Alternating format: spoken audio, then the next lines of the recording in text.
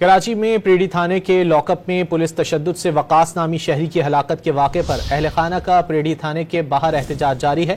وزیر داخلہ سندھ ضیاء الحسن لنجار نے واقعے کا نوٹس لیتے ہوئے ڈی آئی جی ساؤتھ سے رپورٹ طلب کر لی ہے۔ مزید جانیں گے ڈان نیوز کے نمائندے بلال خان سے۔ بلال خان، بتائیے گا اہل خانہ کیا کہتے ہیں؟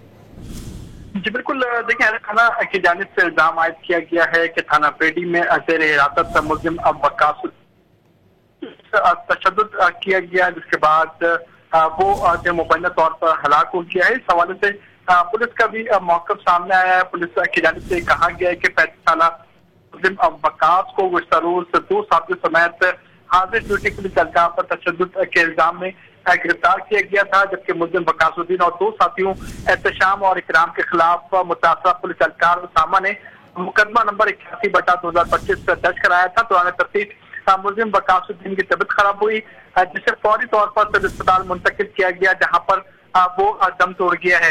اس تمام معاملے پر وزیر داخلہ ضیاء الحسن لنجار کی جانب سے نوٹس لیا گیا ہے۔ وزیر داخلہ نے واقعے کی شفاف تحقیقات کا حکم بھی دیا ہے اور ڈی آئی جی ساؤتھ سے تفصیلی رپورٹ بھی طلب کر لی ہے، جبکہ واقعے میں کوئی بھی ملوث پایا گیا تو قانون حرکت میں آئے گا۔ اس حوالے سے ضیاء الحسن لنجار کی جانب سے کہا گیا ہے کہ واقعے میں پولیس کی کوئی کوتاہی نکلی تو کارروائی کی جائے گی۔ دوسری جانب جو لواحقین ہیں ان کی جانب سے الزام عائد کیا گیا ہے کہ جو زیر حراست ملزم تھا اس پر پولیس کی جانب سے تشدد کیا گیا ہے۔